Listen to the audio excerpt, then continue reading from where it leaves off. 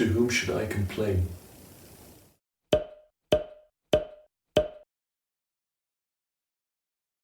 Hello, hello.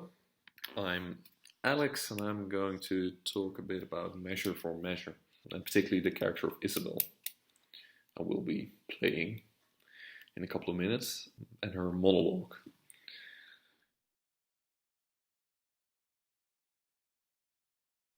So just to keep things short, so a bit about the content of the play. So it takes place in Vienna, and the Duke has appointed his deputy Angelo to govern in his absence, and Angelo has recently sentenced to death a young man who doesn't tolerate any such behavior, like sleeping with people before the wedding. And Claudio's friend Lucio approaches Isabel, and Isabel is the sister of Claudio, who recently joined a convent of nuns, an order of nuns. So Lucio begs her to approach Angelo and basically beg him for mercy, ask him to revoke the death sentence. And Isabel does this. So she has a brief exchange with Angelo, and Angelo proposes the following. He says that he is willing to revoke the death sentence, but only if she sleeps with him.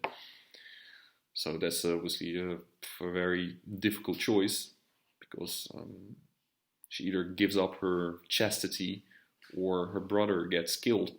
The monologue basically expresses her despair and the agony she feels over making this choice.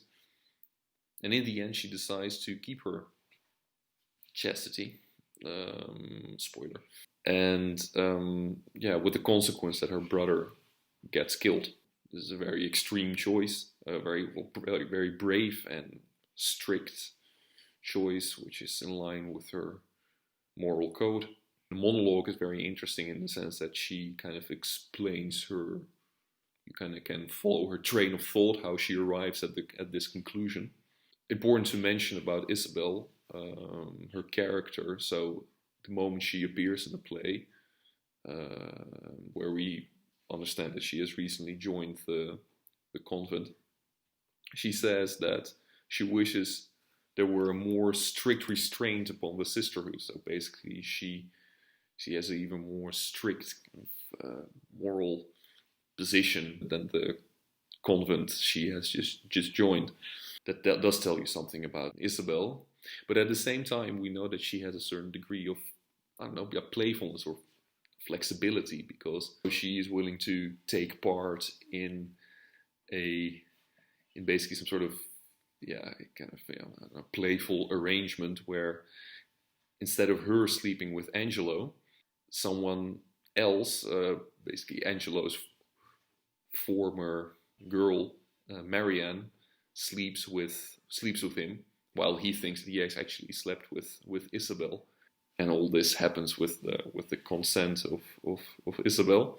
Yeah, she basically lies to Angelo, saying that she actually agrees to his proposal, and this does indicate that Isabel has some sort of kind of playful side. She's at least willing to do these kinds of things, to lie. So in the monologue, she specifically compares Angelo, the perilous mouth's authority, Angelo, to her brother, that she believes has a mind of honor and would sacrifice 20 bloody heads on 20 bloody blocks. He would sacrifice other people, but not let his sister suffer and not let her give away her chastity. So she defends her brother and makes him stand apart, and she contrasts him to Angelo, which is interesting because just before, in a brief exchange with Angelo, she actually said that her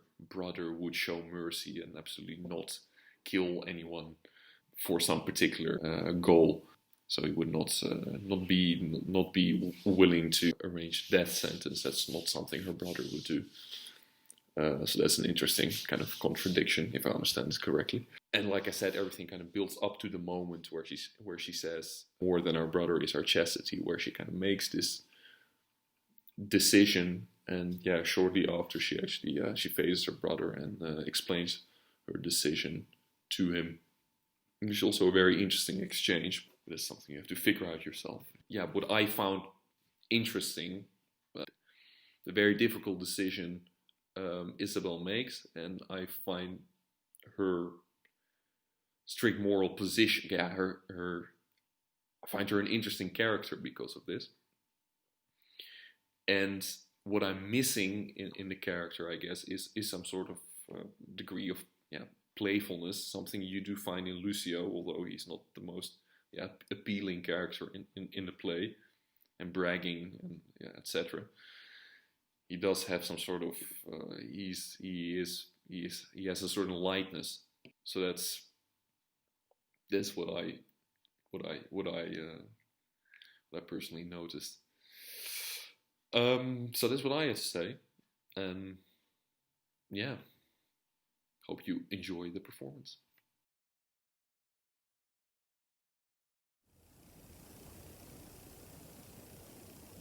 To whom should I complain? Did I tell this? Who would believe me? Oh, perilous mouths, that bear in them one and the self same tongue, either of condemnation or reproof, bidding the law make courtesy to their will, hooking both right and wrong to the appetite, to follow as it draws. Unto my brother, though he hath fallen by prompture of the blood, yet he hath in him such a mind of honour, that had he 20 bloody heads to tender down on 20 bloody blocks, he'd yield them up, before his sister should her body stoop to such abhorred pollution.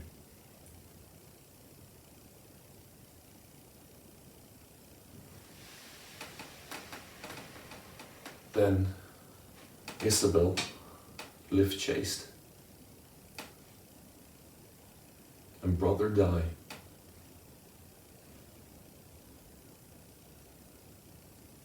More than our brother is our chastity.